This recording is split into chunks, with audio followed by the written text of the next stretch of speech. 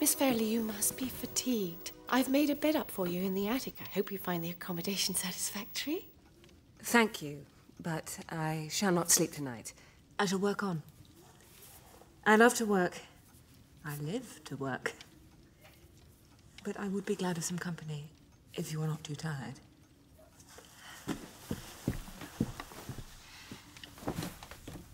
I would like to know all about your wonderful shop. It has always been my dream to have a shop of my own. Oh, beware of your dreams, Miss Fairley. This wonderful shop has kept me awake on many a night. Balance sheets that do not balance, outgoings with no incomings. It is a constant battle. Then your achievement is all the greater.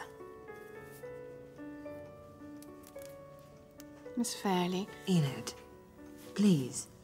Enid, would you care for some cocoa? I would. Thank you.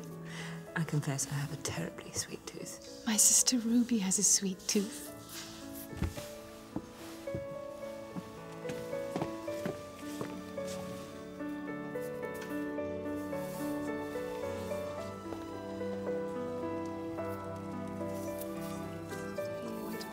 I say, it must be 20 years. Quite a child. I don't suppose you'll ever meet, so it doesn't matter what I say.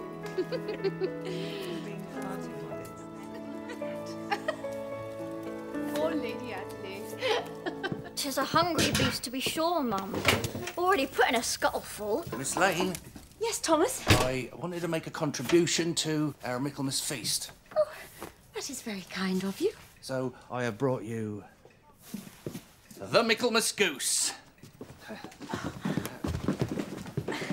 she goes. There. Thomas, it is alive. Goosey. Michaelmas goose must be a green goose, ma'am. Young and fresh. It cannot be a hung bird. Can I look after him, Ma? Can I? I'll take good care of him. Yes, Sydney, you can look after him, but you must keep him outside in the yard.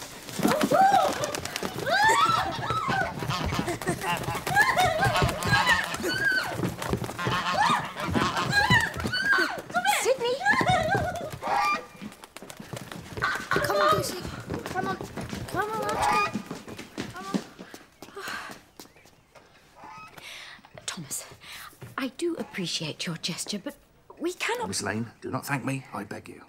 It's the very least I can do. Margaret and I wish to make a gesture in recognition of your great generosity.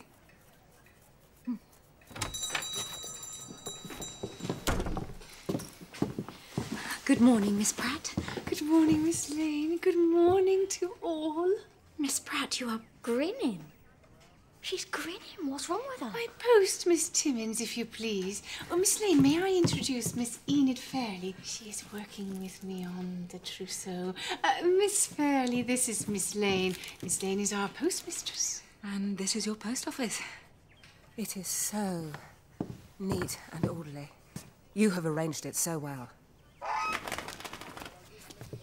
Sydney, you must keep the goose outside. He is a sweet boy. He is my son. Not by blood, but I am raising him as my own. On your own, Miss Lane? Why, yes. I feel as if I have fallen into some kind of paradise. A charmed land where women are their own mistresses. Here is Miss Pratt with her own establishment. And the postmaster is a postmistress. I think I have found heaven. Lord, isn't she lovely? Come along, Miss Enid. We must get on. Miss Pearl, yes. The goose has given me a wonderful idea. For the camisoles, what do you think to a feather motif? Feathers worked as angels' wings. Yes. In plain stitch, I think, don't you? Good day, Mrs. Hester, Mrs. Norris. Mrs. Foster, may I introduce Miss Enid Fairley? Mrs. Foster is one of our very best customers. Good day, Mrs. Foster. Good day. That's it, Goosey. Eat up. Get yourself all fat and juicy. Juicy? Little man, he ain't a pet, is he? We're going to eat him, aren't we, for Michaelmas? But Ma said I could keep him.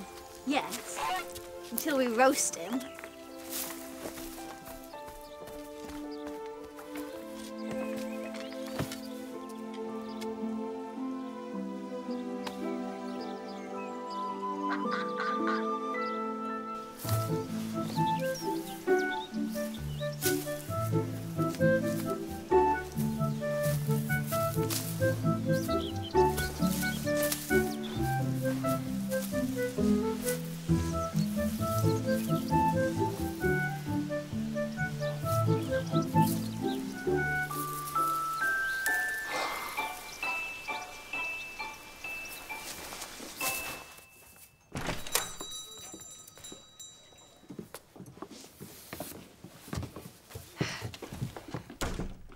have brought you some peppermint creams. Thank you. Thank you so much. Please, come in and sit down. Thank you. Miss Pearl has... Gone out, we know.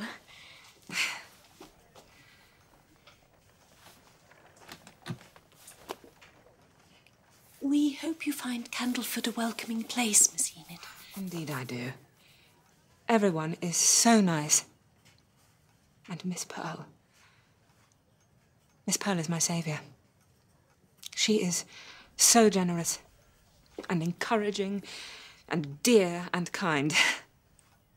This, Miss Pearl. Yes, This Miss Pearl here? my admiration for her knows no bounds. Truly, she is an inspiration. Independent, the queen of her own destiny. Is it not what we all dream of?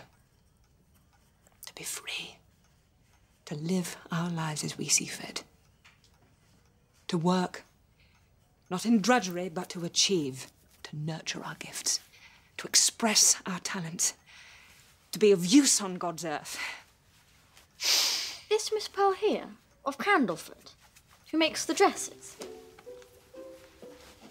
Are you unwell? Forgive me, I beg you. I fear I am at the mercy of my undergarments. My dear lady, we are all at the mercy of our undergarments.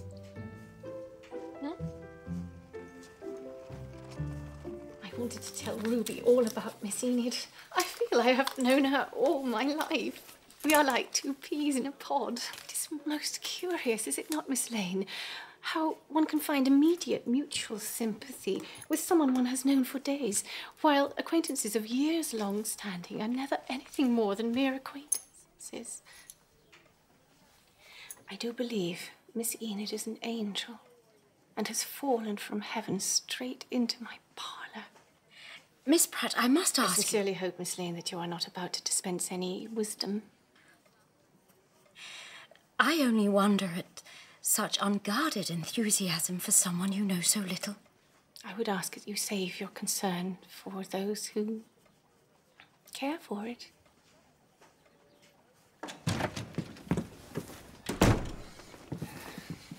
My dear, behold my triumph. Thomas, your face. Yes, I did joust with the devil for him, Margaret. Deep in the thicket of brambles he was, deep in the clutches of Satan's thorny fingers. I shall perhaps rub some vinegar into him, bring out the shine. Might that not be construed as tampering? But you are, as always, correct.